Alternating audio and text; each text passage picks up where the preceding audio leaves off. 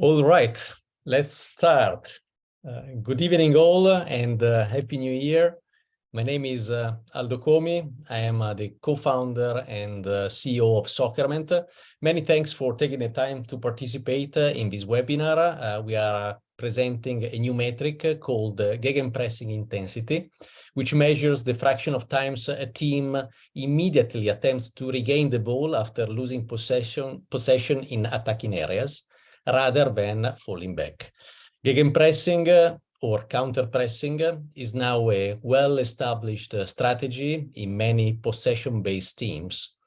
Probably it became famous with Jürgen Klopp at Borussia Dortmund, but it is now used by the likes of Pep Guardiola, Jesse Marsch, and many others.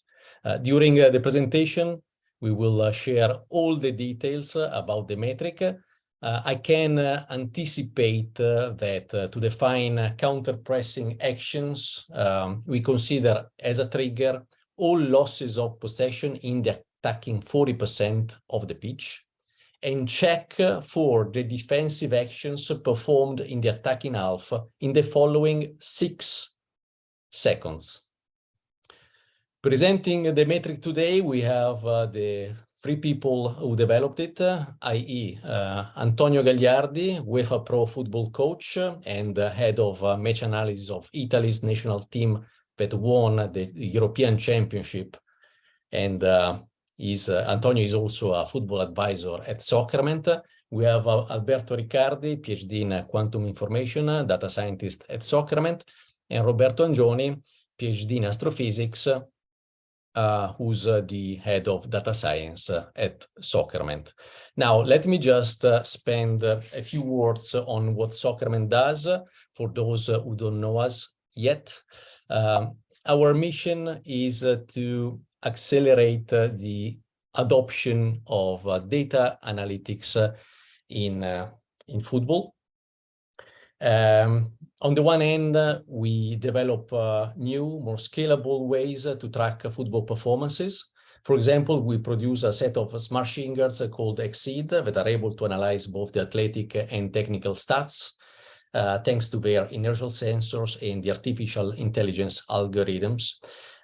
With Exceed, our target, as you can see here in the slide, is to bring data analytics mainly to non-professionals and especially in youth football.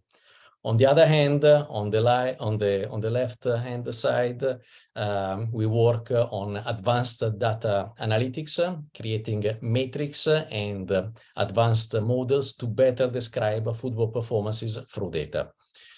We do that with our own proprietary data generated by the smart wearables, as well as with the data that come from third parties. For example, our analytics platform, analytics.soccerment.com, is fed with the event data from Opta of the Stats Perform group.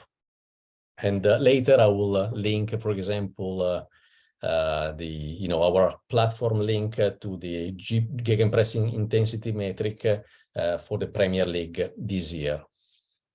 Football analytics has certainly been gaining momentum as of late, and as a testament to this, there are more than 200 people registered to this event. So this evening, the presentation will be structured as follows. Antonio Gagliardi will walk you through the main tactical considerations that have pushed us to develop this new metric. Then Alberto Riccardi will explain the metric in detail, sharing the main data science hurdles that we had to overcome to make it work, basically. And he will also show us the teams and players scoring the highest on GPI. Finally, Roberto Angioni will show how GPI correlates with other metrics, such as field tilt, for example, or BTP, build-up disruption percentage. And that is another pressing-centric metric that we have developed alongside Antonio Gagliardi. At the end of the presentation, we will, and the presentation should last some 40-45 minutes. We'll open a Q&A session.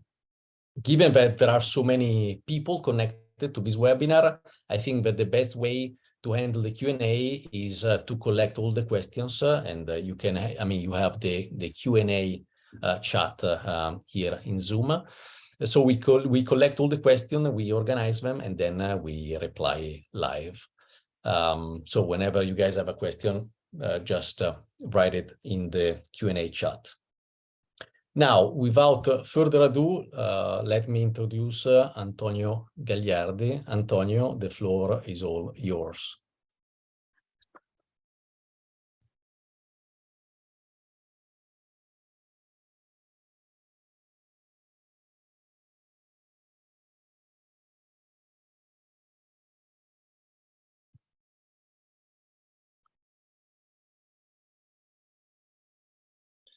Hello, everyone. It's a pleasure to be with you. I am a coach, an assistant coach with a focus on tactics, video, and data. My role in this research is, in fact, to help the Soccerment's data department integrate the tactical concept with numbers. So why do we want to study and understand counterpressing better? In my football career, I have always been attracted and influenced by the great teams of the past and present, capable not only of winning big matches and trophies, but also and above all, of leaving something in the minds and hearts of professionals and fans. In this path, the admiration for an offensive, attacking, and dominant type of football was extremely powerful. For this reason, I studied for years almost exclusively the principles, solution, and offensive positioning.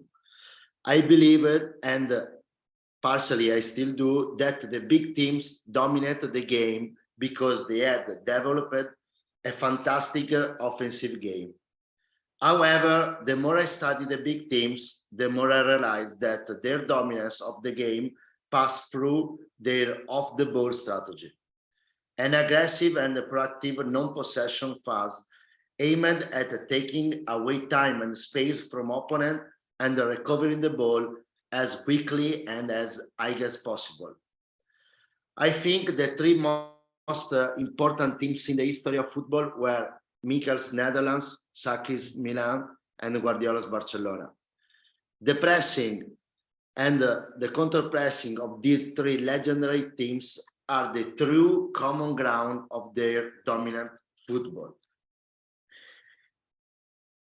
The pressing and the counter-pressing are at the same time a defensive and offensive weapon, thus crucial elements to influence a football match.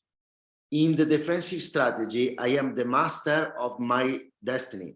I can decide basically whether to wait or to go and catch them high up the pitch. The match tempo and the control of the match will largely depend on my defensive strategy. And it is precisely this aspect that we are going to investigate.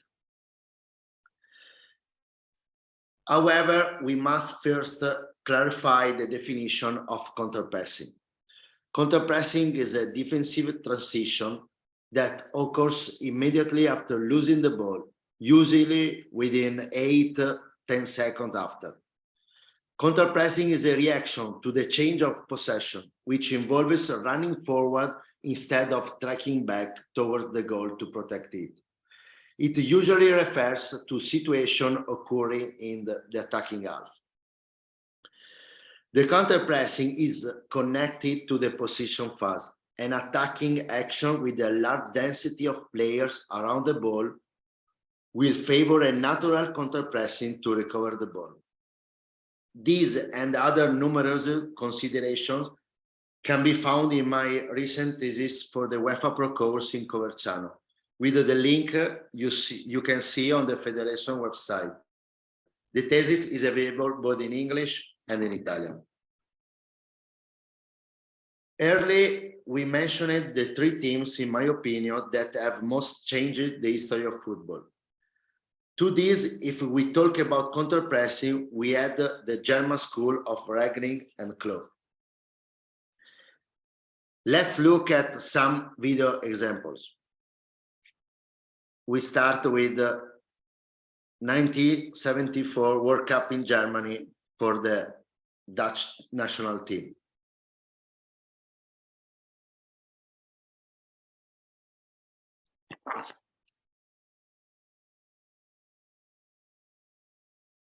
Also helped by the systematic use of tactical fouls and offside trap, taking advantage of a different rule that will be changing only 20 years later, the way the Dutch team regained the ball was something outstanding. Especially the South American teams, Uruguay, Argentina, and Brazil, had never seen anything like that and were totally taken aback. As soon as they lost the ball, they applied a strong and wild pressure, not codified, often disorderly, but still in an organized manner.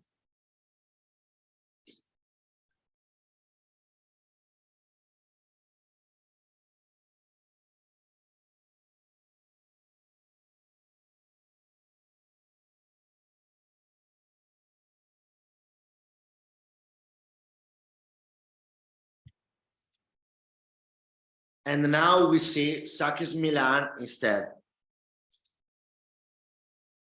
The video is about the Champions Cup semi-final against Real Madrid. Does it look like you have seen before? These images are very similar to those we have just seen of Holland. 20 years later, total football is still on top of the world.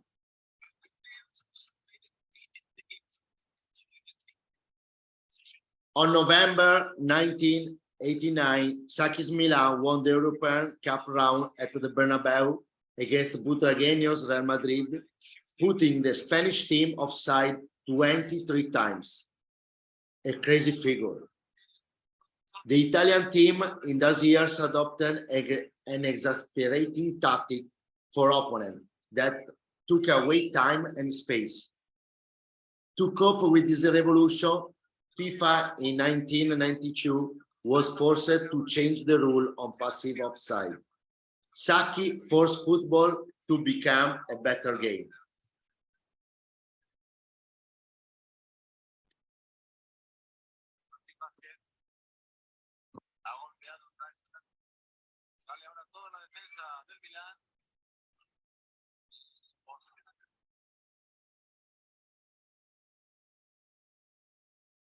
Let us now look at who brought total football into modern football and consequently counterpressing, Guardiola, Barcelona.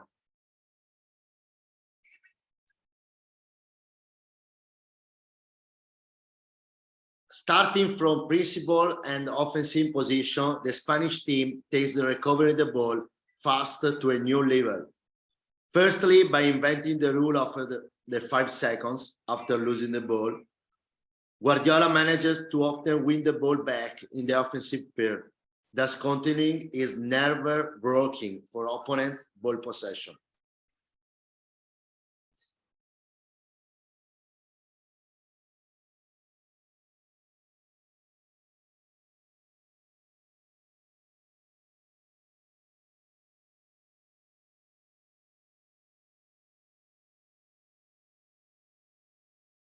And we end with the German school, Klopp and the Gegenpressing of Borussia Dortmund and Liverpool.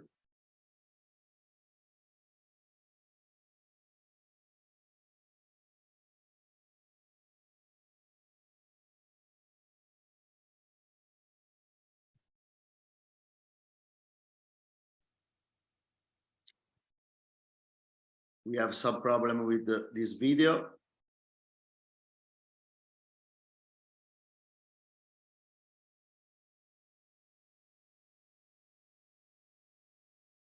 Okay.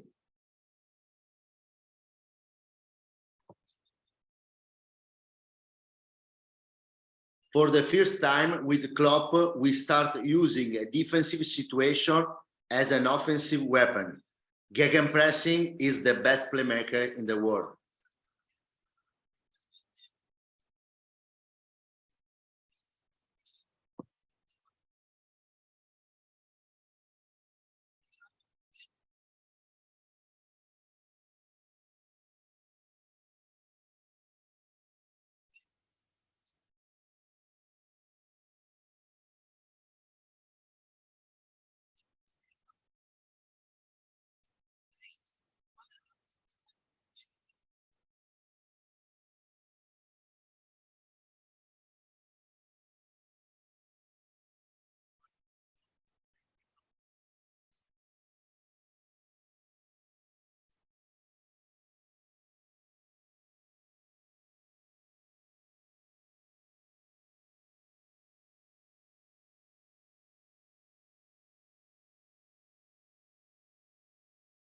We have some problem with this video, but it's okay. You understand the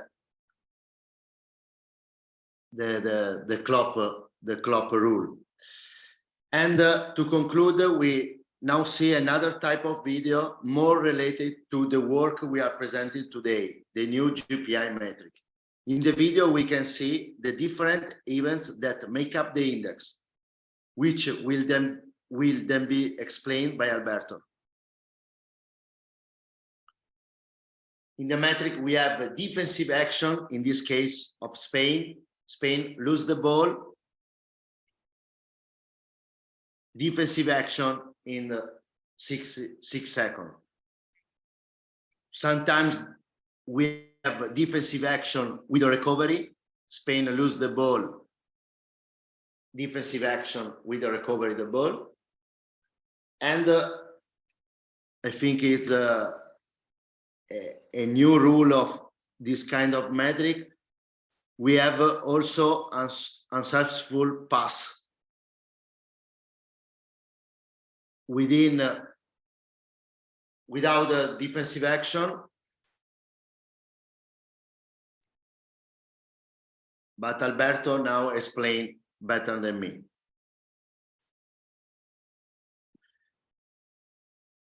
Thank you, Antonio. It was a pleasure for everyone. me to share this idea with you. Thank you all for your participation, and Alberto, go. Okay, thank you, Antonio. Hi, everyone. Also, thank you for joining. So I'm Alberto Riccardi, and I'm a data scientist at Soccerment.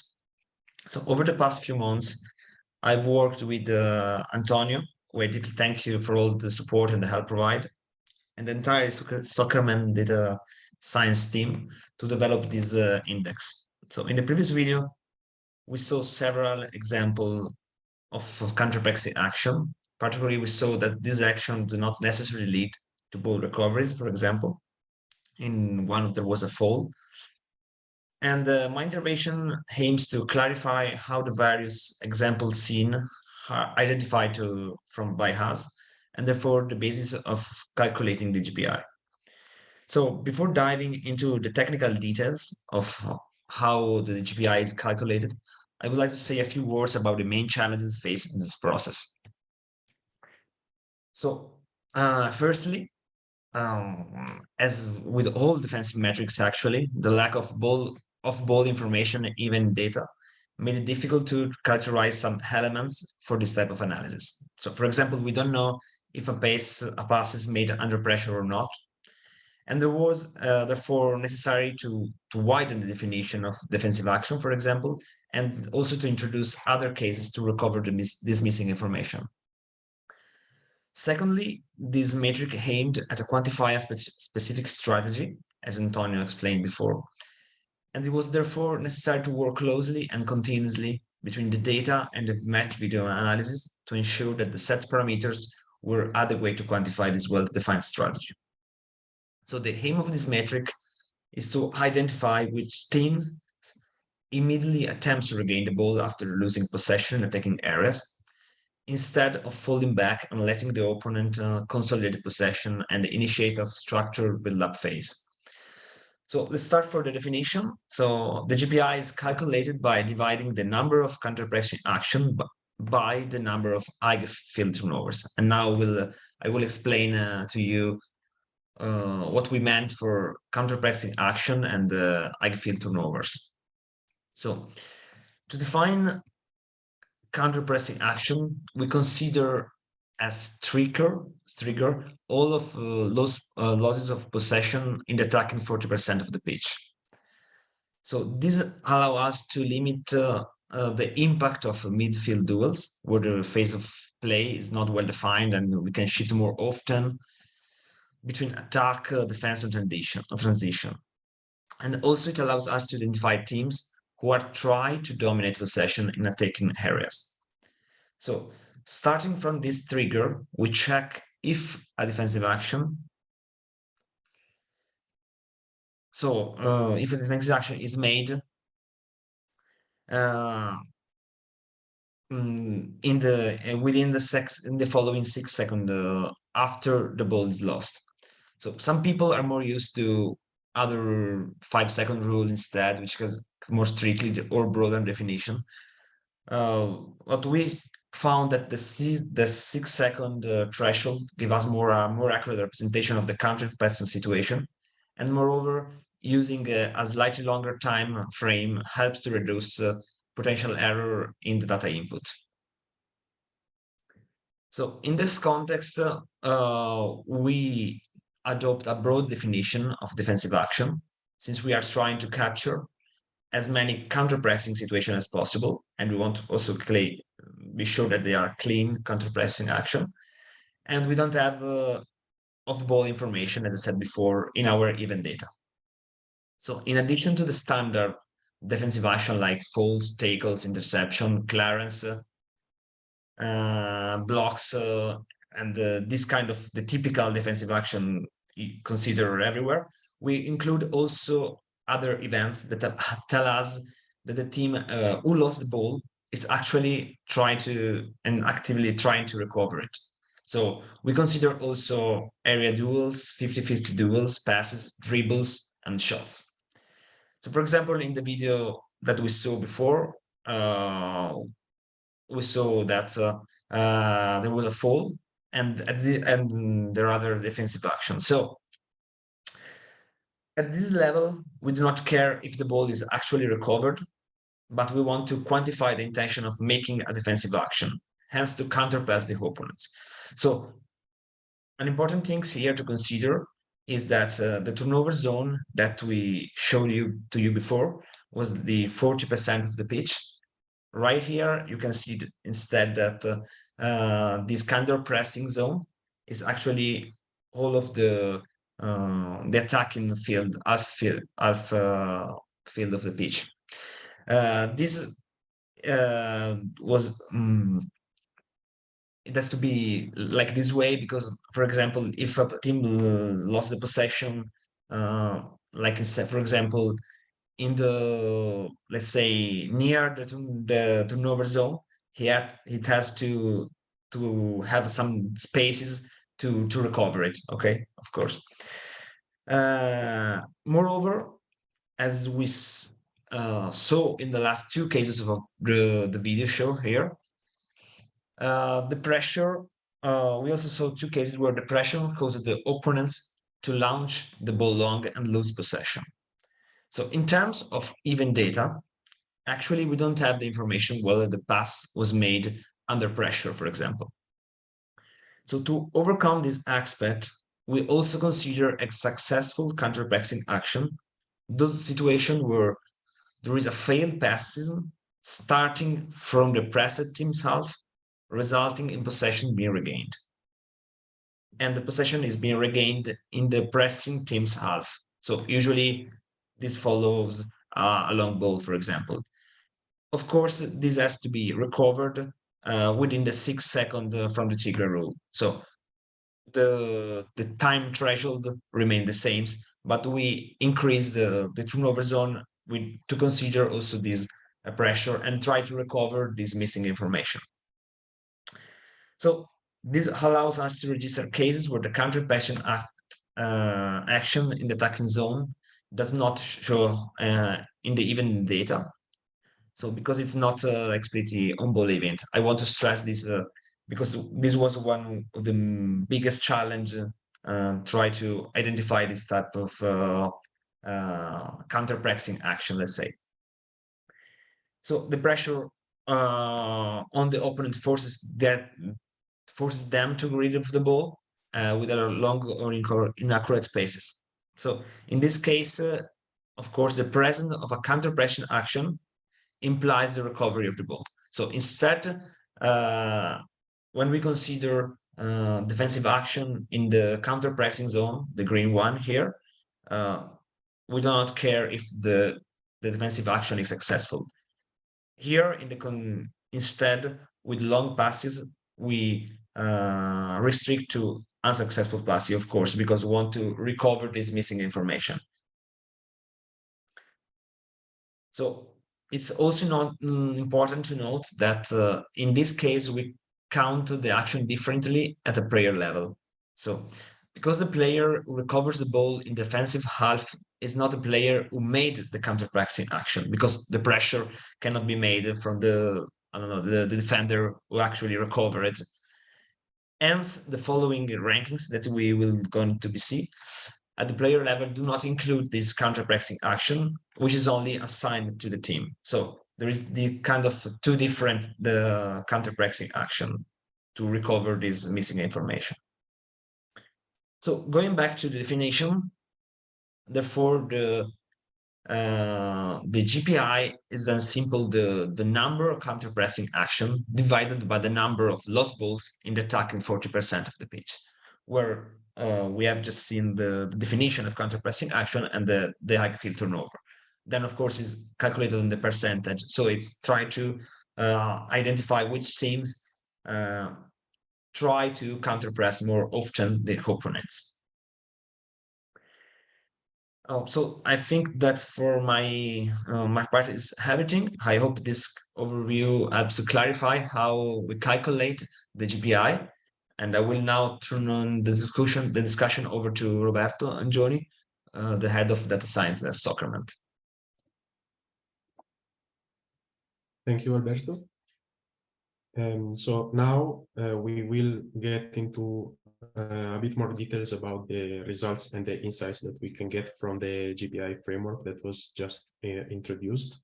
So first of all, one of the things that we did very often while we were developing the metric was, of course, to take a look at the rankings of teams that it produced and compare them with our football domain knowledge, mostly provided by Antonio, of course.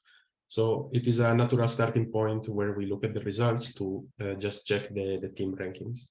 So here we see the top 20 teams for GPI across seasons, counting the past 5.5 seasons.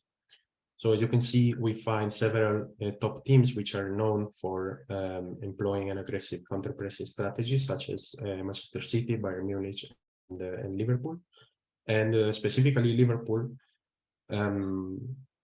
are often regarded, as we said, as to be the first team that turned counter-pressing into a winning strategy under Jurgen Klopp. And indeed, we can see in this top 20 list that they are the team that appear the most often, because they are in the ranking for 5 out of the past 6 seasons, including the one that is ongoing. It's also interesting to see that we find also smaller teams that are coached by coaches that are known to have a strong focus on pressing and counter-pressing.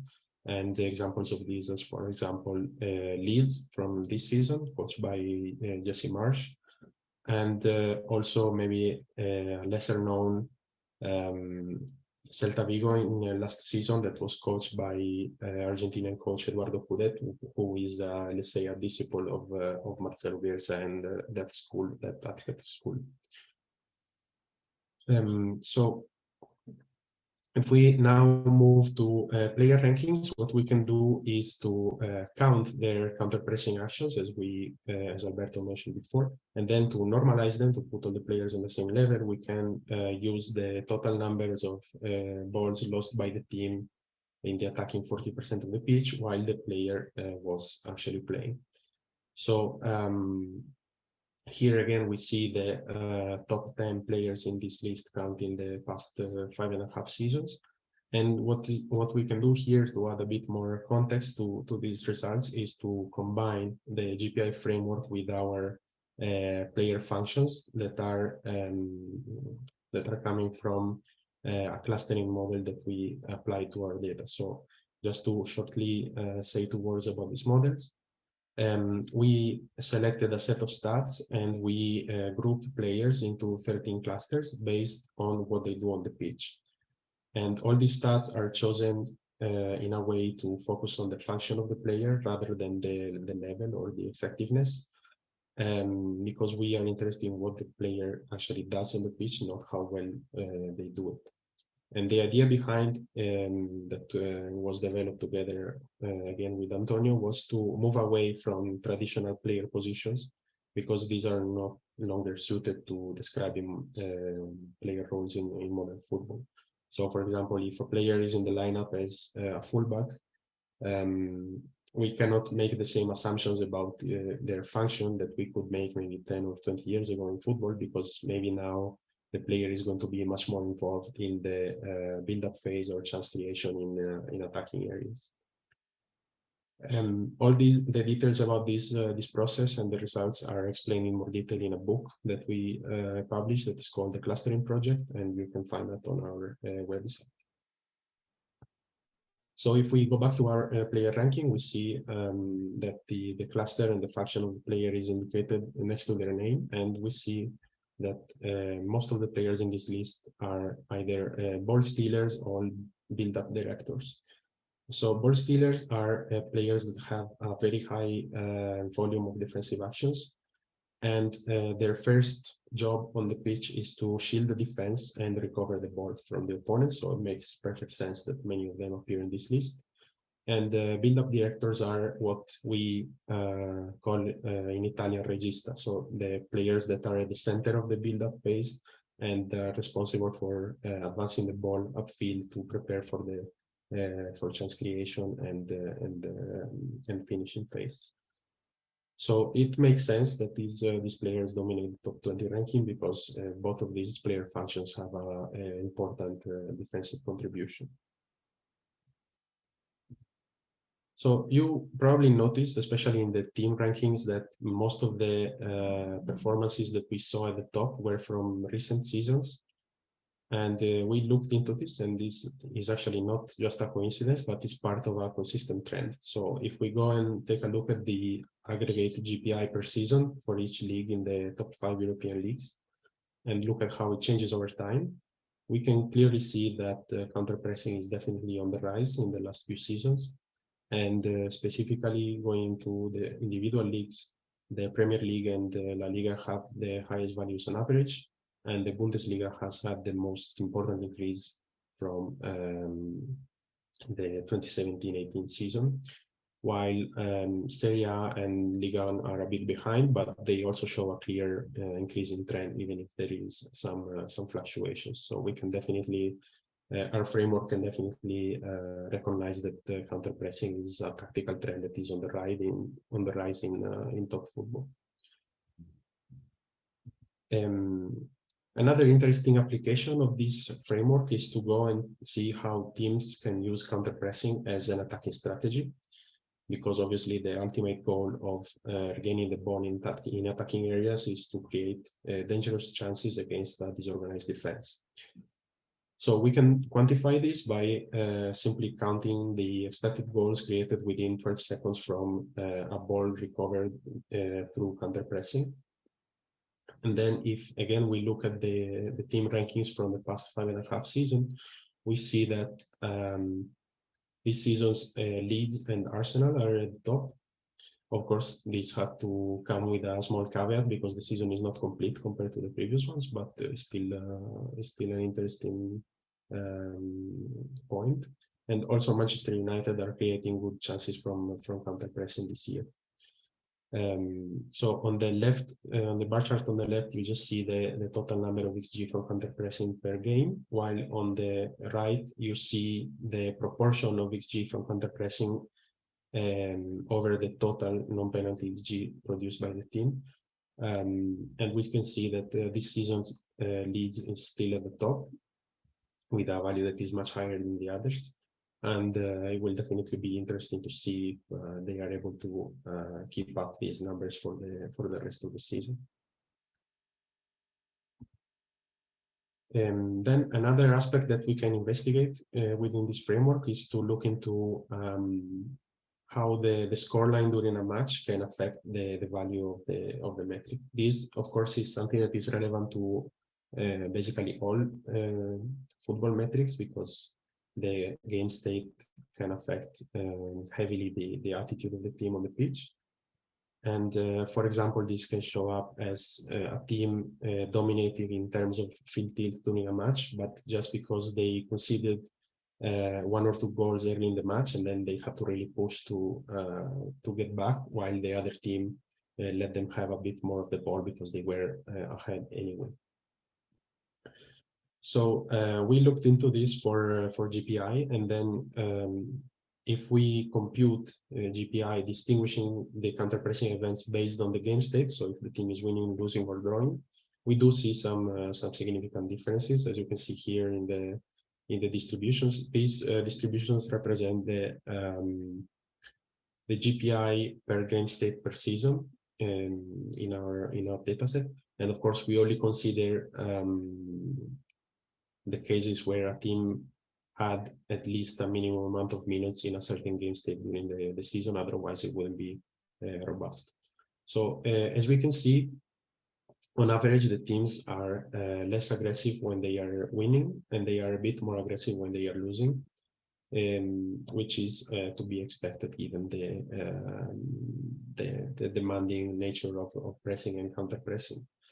And the effect on the losing state is a bit smaller on the median, as you can see on the graph, but it is very important at the high end of the distribution. So most of the values that are very high are registered when a team is actually losing. We can also look at this in a different way by taking the GPI in the drawing state as the let's say true counter-pressing attitude of the team. And we can look at the relative change in GPI when the team is winning or losing compared to drawing. And if we do this for the top 20 teams of this season, we can see again that for most of the teams, they are less aggressive when winning, which means a green bar going to the left, and they are more aggressive when losing, which means a red bar going to the right. But there are a couple of interesting exceptions to this trend. Like, for example, Liverpool, Borussia Dortmund, and Fulham are slightly more aggressive when winning compared to drawing. And especially Rayo Vallecano are quite peculiar because they are even more aggressive when they win than when they lose, which is something that we really don't see often, and it's quite interesting.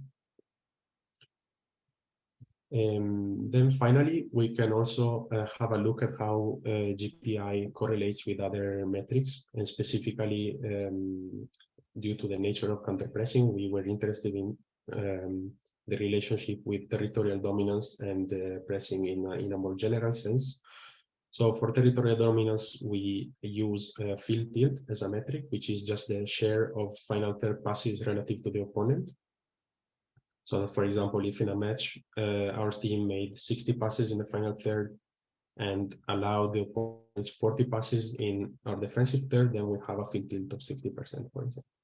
It's basically like a possession percentage, but is limited to the attacking third. And this allows us to distinguish when we compare it with the general possession percentage, when a team is actually dominating in the attacking areas, or is just passing the ball between defenders or midfielders in a non-threatening way. So here we have again the season level GPI and field tilt for teams in the past 6 seasons in the top European leagues. and we see a pretty significant correlation with a correlation coefficient of 0.64. And this is what we expected, because the teams that are willing to be aggressive when they lose the ball in attacking areas are usually also teams that try to dominate possession in the final third. So usually they have a high field tilt value. And then in terms of pressing more in general, not only counter pressing, we have compared GPI with BDP, which is another new metric that we developed with Antonio. The BDP stands for build-up disruption percentage, and it basically represents, measures the effect of pressing indirectly by quantifying how much our team is able to reduce the opponent passing accuracy compared to their average. Because if we press really hard, then the opponents have less time to pass accurately, and often they are forced to just play long passes that are much less accurate on average. So their passing accuracy goes down. And if this is a consistent trend, then we can attribute this to the efficacy of our pressing state. So again, we see here a good correlation. And the reason why it's a bit less strong than the one with the field tilt can probably be understood in a tactical sense, because it's probably likely that a team that presses in general will also do counter pressing. The opposite might not necessarily be the case. You might have a team that decides to counter press when they lose the ball in attacking areas, but then decide they don't want to press aggressively when the opponent is already in a structured build-up phase. So that's all from me in terms of results and insights from GPI, and I give the floor back to Aldo. Thank you, Roberto, and well done everybody, because we have been within our 45 minutes target, so very good time management. There are a few questions here I see on the webinar chat. I would start with Giovanni Armanini. He's asking, what's the concept of successful and unsuccessful? I think he's referring to passes. How long the defending team have to keep the ball to consider the gegenpressing positively accomplished? Alberto or Roberto? Yeah, maybe okay. I can. You want to go, Albert? No, the same. Let's go. Okay.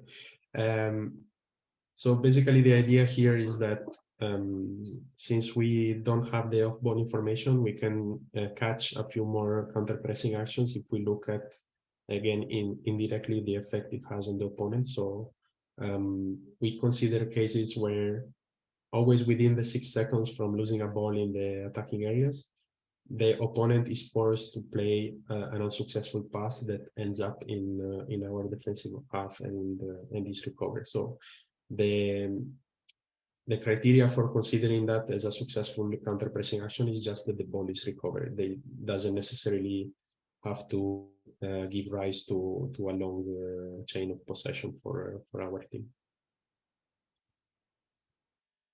Thank you, Roberto.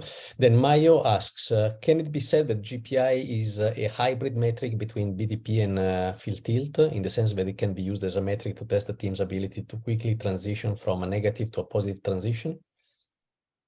Roberto? Okay, this is a more philosophical question, but it's very interesting. I would say that more as being a hybrid is a complement, and it also allows us to go a step deeper into the tactical analysis, because we had something that was about territorial dominance, that is field tilt, something that is about pressing in general, that is BDP. And now we are going to a subset of pressing, that is counter pressing. So yeah, I see it more as a complementary metric to the other two. Okay, thank you, Roberto. Then Salvatore asks, considering only defensive actions, it would be also interesting to investigate how many players press the opponent and how fast a player runs towards the opponent. Obviously, to do this, we will need to go a step further from event data. Now we are working only with event data, and I have to obviously big applause to Alberto, Antonio, and Roberto to take this metric public with the help of event data only. Doing all this work with event data is pretty difficult. And I was saying, to go one step further, we would need the so-called tracking data to do what Salvatore suggests. And yeah, right now we don't have it, but one day probably we will, and we will complement the metric with the new information. Then Felipe, exactly. He asks, how do you collect data to calculate the GPI? We do not collect data ourselves. We basically use the data from Stats Perform, so the Opta data, event data from Stats Perform. Then Anselmo, is it possible with your dataset to evaluate the probability to receive a goal if the attacking rival overcome the pressure? That would be interesting. It's yeah, I think yes, the same way we can evaluate the XG that we produce after counterpressing, we can also evaluate the ones we concede. So we can also check this risk-reward trade-off in this way. Yeah, I think it will be interesting to put in our new match reports and match previews as an information. So a good suggestion from Anselmo. Then Mohammed asks, what about when the ball recovery, I guess, takes more than 6 seconds? The 6 seconds, the GPI won't be calculated. Yeah, exactly. It won't be calculated because it is beyond 6 seconds. But I ask Alberto for the confirmation. Yeah, not that it's not calculated. It's calculated as an unsuccessful counterpressing action. So if the ball is loose in the 40% of attacking 40% of the piece, it goes to the fraction of this. So it's divided also by this number, and then it's considered as an unsuccessful counterpressing. Okay, awesome. Then Giovanni asks, did you calculate somehow the correlation between this metric and the chance of winning? I don't think we did, but we could do that, and we will be able to reply to Giovanni in the future. But correct me if I'm wrong, guys. No, right now, no, because we want like to measure more at this level the style of teams, so more in the performance. So this not that. Judging actually from the ranking we have on the GPI, I would say I think so. A good correlation, I would say. But yeah, we'll come back with a more scientific answer for sure. Well, also answering question in the specific box. Because people... I'll go there as well. I'll finish here with on the chat, and then we'll move over there. So Diogo asked if any specific exercise to work the pressure after losing the ball in the last third. Well, this is more of a question for Antonio, I guess. So Antonio, basically, se esistono esercizi per lavorare. Yes, I understand, but it's a difficult question for answer in few seconds. In generally, the rondo and the possession exercise is connected to the gegenpressing, to the counterpressing, and there is also a lot of specific game for the counterpressing, but we need another webinar for this important question. Mm-hmm. Okay, thank you, Antonio. Then there is a question from Jim. I would ask data science guys here, basically the difference. I mean, he's referring to the similarity of the numbers, so the small differences between the various GPI of the teams, and yeah, like yes, I guess the answer. My answer would be I was surprised to see this. So I mean the numbers to be so similar, but then I will leave it to Roberto to go a bit further, a bit deeper than that. Yeah, that was a bit surprising for us too, but keep in mind that now we have shown only the top rankings, so it's often the case that at the top teams are going to be very close. The actual range that we see in the values is more like the distribution that I saw when I was talking about game states. So more or less the values can go from around 30% to 70%. So the actual width of the distribution is not as narrow, but at the top, yes, it was a bit surprising to see so much. Also, within the league, I think that the bottom is like 30%, and then at the top like 60%, more or less in every league. There are leagues that are less counter-pressing. All right, I'll move on to the Q&A chat for a second. Claudio asks, considering all unsuccessful passes from opponent half into our team's half in 6 seconds time, does not take into account if the pass was unsuccessful because of pressing or just a mistake with no pressure by opposing team. I'll answer it. Then you guys correct me if I'm wrong, but without tracking data, having a 100% probability that we are referring to a counter-pressing activity instead of something else is not possible. But I think we can still say that it is highly probable. Yeah, the thing is, we are always using the time threshold. So we always start the clock when the ball is lost in the attacking 40% of the pitch, and then we only take anything that is within 6 seconds. So it is more likely that is related to counter pressing. Obviously, this is not going to be a perfect 100% match, which doesn't exist in reality, but we did validate the results on single events with video, and we saw that the accuracy in recovering counter pressing actions was good. So this was one of the reasons to narrow the turnover zone to the 40% of the pitch, because otherwise, let's say in our defensive side, it's more related to maybe some mistakes made in the opponent side, instead of this kind of things can be.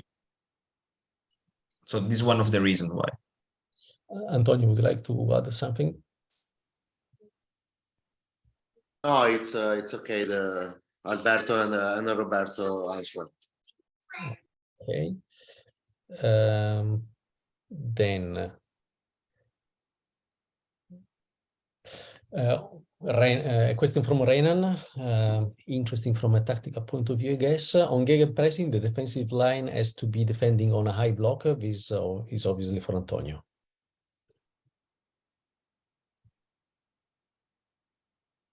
Sorry, I don't listen.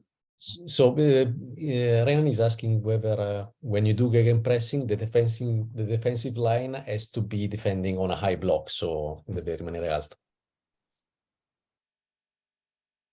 Usually yes, but it's not in the all cases for me. And with this metric, we only try to understand the gegenpressing activity, because if without the tracking data, it's very difficult to understand the behavior of all the team. There was a comment by Chris, which is interesting, because actually these metrics were this concept of gegenpressing is more related to a tactical question, and there was no data on this kind of gegenpressing. So actually, coaches and match analysts gave insights from apps to try to quantify these metrics. So in this sense, it's more related that match analysts and coaches want to have some data about gegenpressing. Then, so the hint were derived from the coaches actually.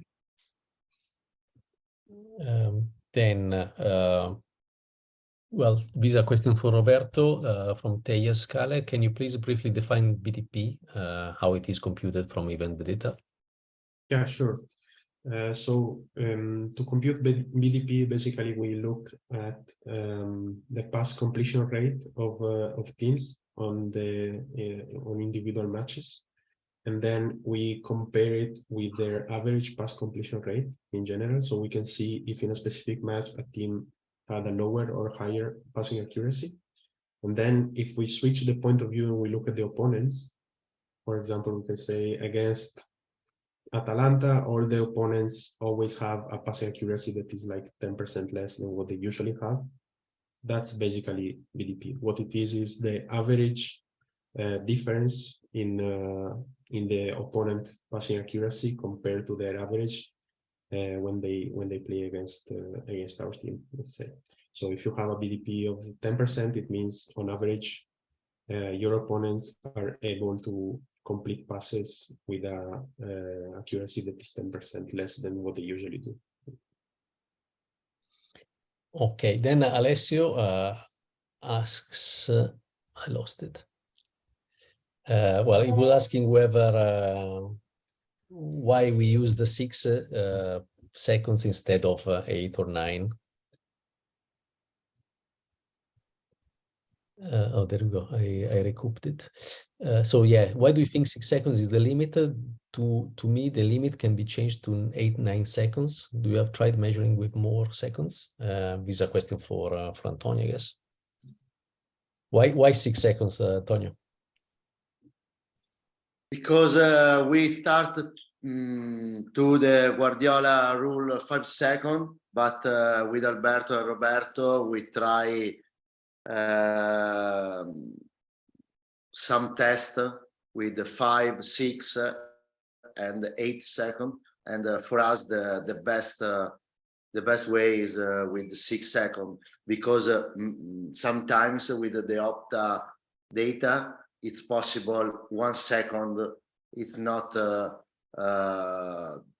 same of the real game. It's 6 seconds, but for the 5 seconds rule. Yeah, so also the thing is, if we had used a wider window, then it would be more likely that we take in some spurious events that are not actually counterpressing, because if we have a smaller window, then we can be more confident that the event is actually related to the ball that was lost a few seconds before. But if we go, the farther we go from the trigger, the less sure we can be that we are dealing with counterpressing, especially for the indirect way with the unsuccessful passes. Okay, then FR asks, well, first of all, if there will be an application to coaching, like an algorithm that tells coaching about how intensity, gegenpressing intensity is going, and I guess is referring to possible live data. And then he asks also, what is the next step or version for Soccerment regarding the GPI? So the first question would be for Antonio, and then the second question for Roberto, I guess. I think the real next step is when we have tracking data, and it's a question for you, Aldo.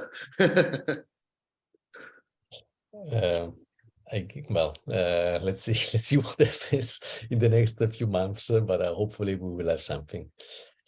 And the other question for Roberto, so what is the next version of GPI? Alberto or Roberto, you guys choose. Well, next version in terms of updates of the algorithm. Yeah.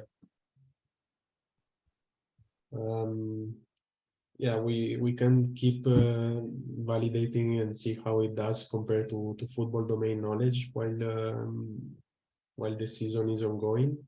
But with event data only is complicated to get more out of it.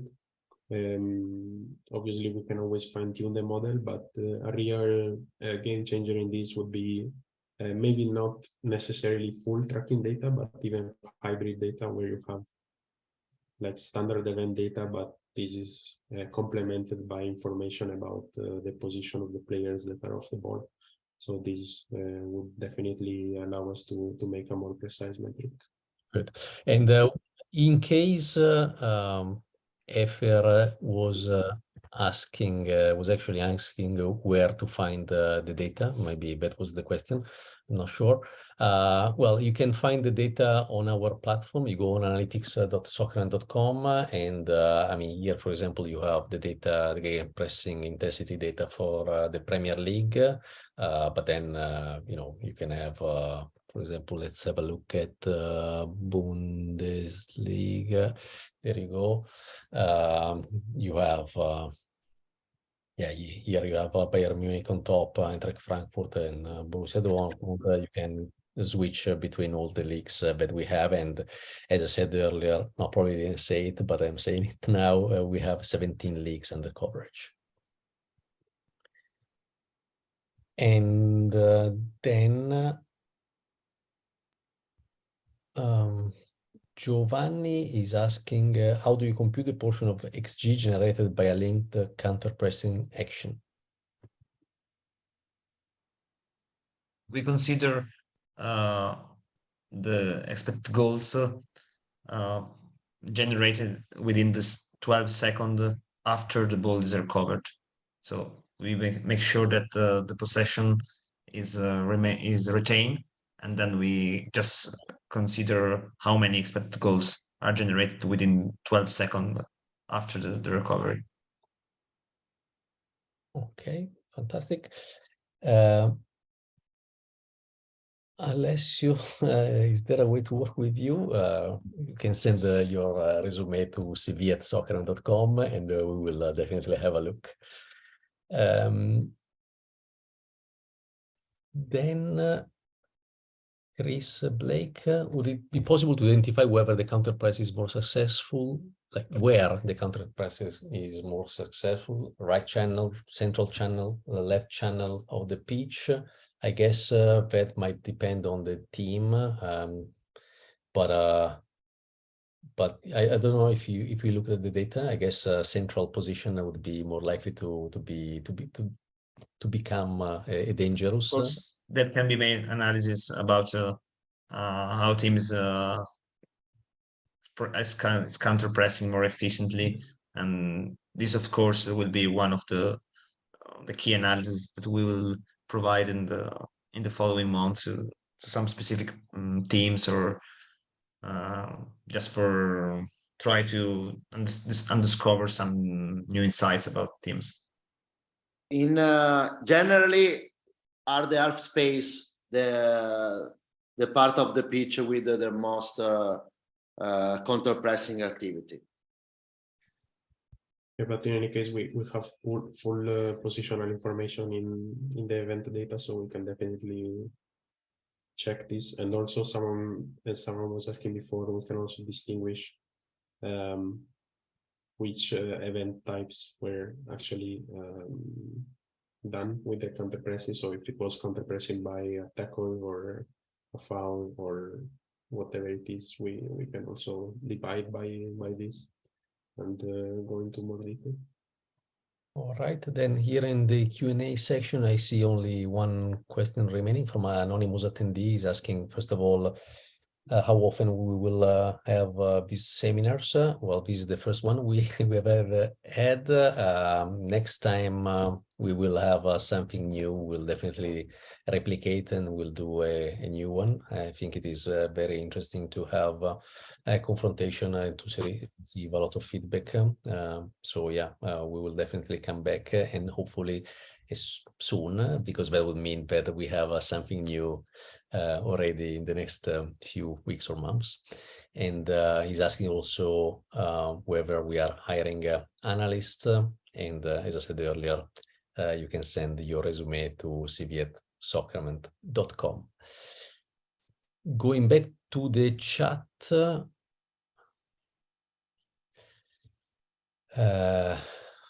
I'll pick just one because it is we are already beyond the time.